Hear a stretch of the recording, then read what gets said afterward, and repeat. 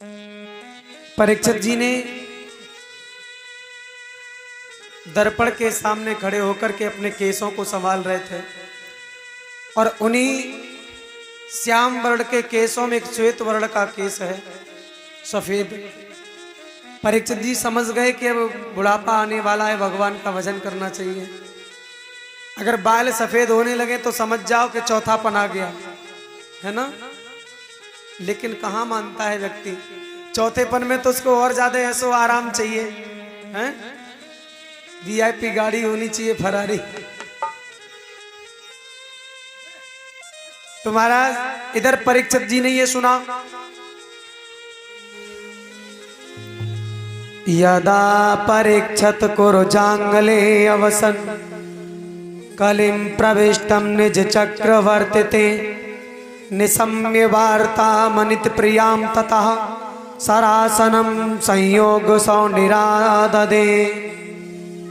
परीक्षित को मालूम हुआ कि कुरु जंगल में रह रहे थे परीक्षित जी, तो उन्होंने सुना कि मेरे राज्य में कलयुग प्रवेश कर गया है।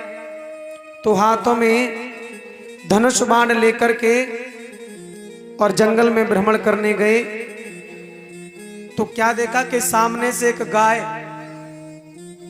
गाय है जो रोती हुई रमाती हुई चली आ रही है। पीछे एक बैल है जो एक पैर से चला आ रहा है। प्रेमी सज्जनों, पीछे काला कुरूप चांडाल हाथ में डंडा है, गाय और बैल को पीटता चला आ रहा है।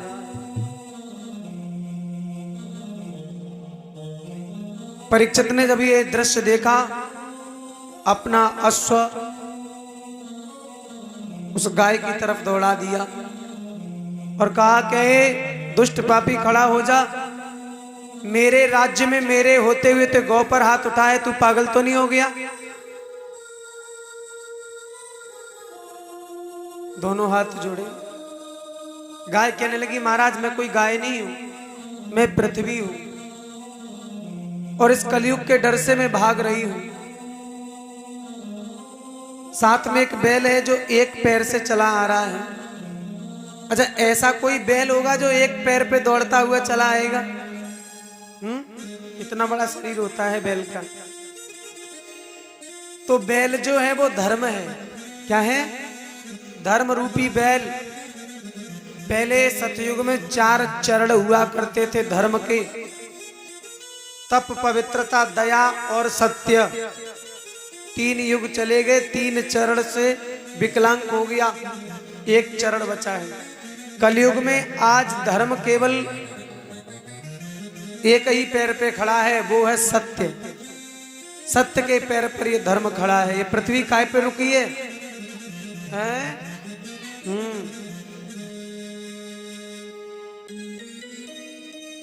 परीक्षित जी ने कहा, अच्छा आप कलयुग हो, ठीक है, आप मेरे राज्य में प्रवेश नहीं कर सकते। दोनों हाथ जोड़े कलयुग बोला, महाराज मैं आपकी शरणागत हूं। और ऐसा बताया जाता है कि शरणागत को क्षमा कर दिया जाता है, उसको मारना नहीं चाहिए। जो शरण में आ जाए उसको फिर मारना नहीं चाहिए।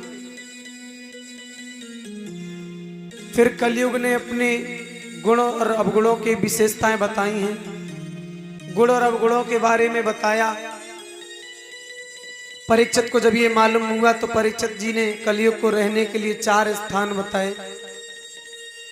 असत्य, मद, आसक्ति, निर्दयता। कलयुग को लगा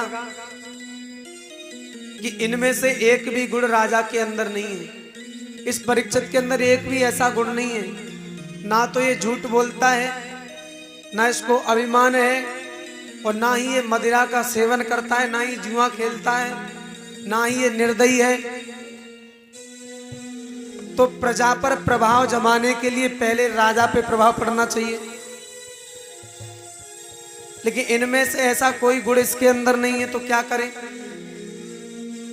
तो प्रेमी सज्जनों, बताया कलयुग के विशेष आग्रह करने पर अनायास परीक्षित के मुख से निकल गया, जाओ तुम स्वर्ण में निवास करो।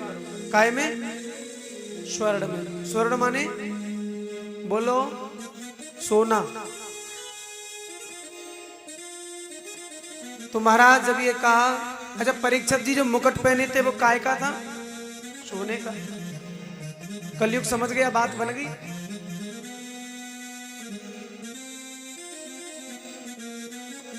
सूक्ष्म रूप से कलयुग उस मुकुट के द्वारा मस्तिष्क में प्रवेश कर गया। वो कहते हैं जाको दुख दारुण प्रभु देई ताकि मत पहले ही हर ले। परमात्मा जिसको दुख देना चाहता है ना, उसकी बुद्धि में फिर विकृति आ जाती है, उसकी बुद्धि उलट जाती है। तो प्रेमी सज्जनों, उन परीक्षित जी को जोर से प्यास लगने लगी। शमीक ऋषि के आश्रम पर गए तो ऋषि नेत्र बंद करके भगवान का भजन कर रहे थे।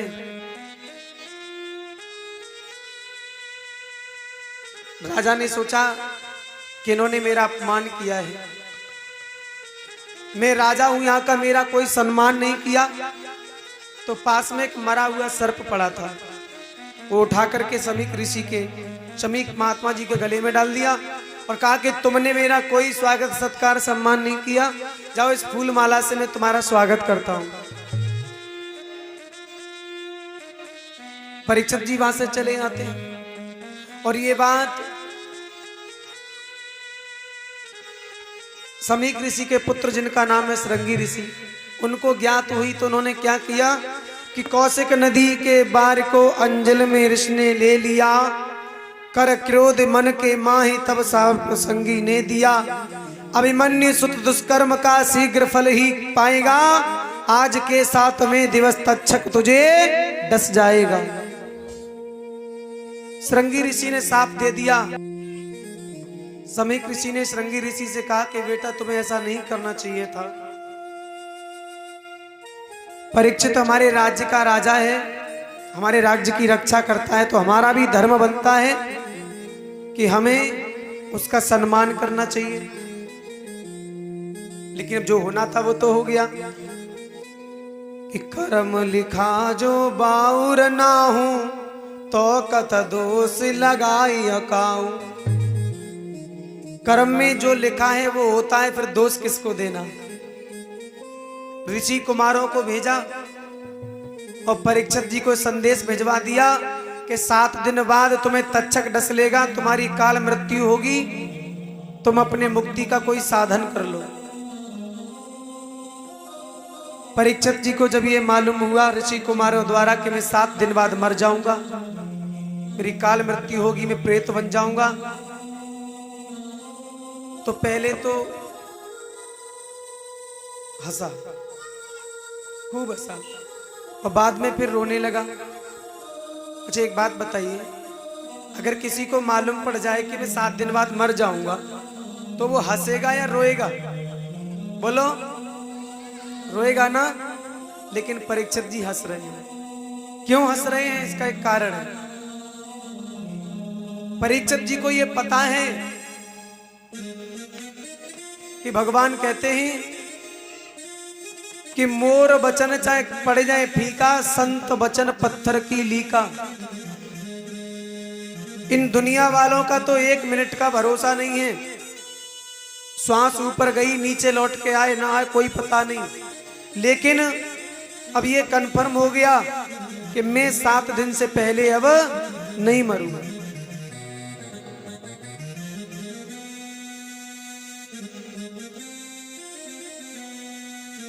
मैं 7 दिन से पहले नहीं मरूंगा, 7 ही दिन बाद मरूंगा, 7वें ही दिन मरूंगा। लेकिन महाराज सोचने की बात है कि 7 दिन में तो सबको ही मरना है। तुम भी 7 दिन में मरोगे, मैं भी 7 दिन में मरूंगा। चिमटा बारो तो पहले ही मरे हो 7 दिन में। क्यों? कारण है, भगवान के बनाए हुए कितने दिन हैं? बोलो 7 दिन है ना, तो इन्हीं 7 दिन में ही तो हमें मरना है। तो परीक्षित कोई और नहीं है, परीक्षित हम और आप हैं। ये कथा हमारी और आपकी है, लेकिन समझने का भेद है, बस समझिए। जो समझ गया उसने अपने आप को संभाल लिया, जो नहीं समझ पाया उसका जीवन व्यर्थ चला गया। इसलिए समझने का प्रयास करें। परीक्षित कौन है? परीक्षित हम और आप। अब आप कहोगे कि वो सर्प आता है डसने के लिए, वो तो आएगा नहीं हमें, हैं? अब वो भी आता है। तो हमारा काल होता है ना, काल, वो तक्षक रूपी सर्प काल, वो हमें आता है, उठा करके यहाँ से ले जाता है इन्हीं 7 दिन में। तो इन्हीं 7 दिन में मरना है। समय को न गंवाते हुए परमात्मा का स्मरण करते रहना चाहिए। परीक्षित को जब ये मालूम हुआ कि मैंने एक संत का अपमान किया है तो वो रोने लगा। बोले जो काम मेरे दादा परदादा, मेरे वयोवृद्ध, मेरे बुजुर्गों ने नहीं किया, वो काम आज मैंने कर दिया, बड़ा पापी हूं मैं। 7 दिन बाद क्या, मैं तो 7 दिन तक जीवित रहने लायक ही नहीं हूं, जो मैंने इतना बड़ा पाप किया। राजा परीक्षित जी को बड़ा दुख होता है इस बात का, आत्मग्लानि होती है, अंदर से दुखी होते हैं कि मैंने एक संत का अपमान कर दिया जो मुझे नहीं करना चाहिए। परीक्षित जी को बड़ी ग्लानि हुई, राजसी वस्त्रों को त्यागा, अपने पुत्र जन्मेजय को राजपाट दे दिया और घर से जाने के लिए जैसे ही तैयार हुए हैं तो महाराज अपनी मुक्ति का मार्ग खोजने के लिए घर से चलने को जैसे ही उद्यत होते हैं, उनकी पत्नी जिसका नाम है इरावती, इरावती हाथ जोड़ करके विनय करने लगी है कि महाराज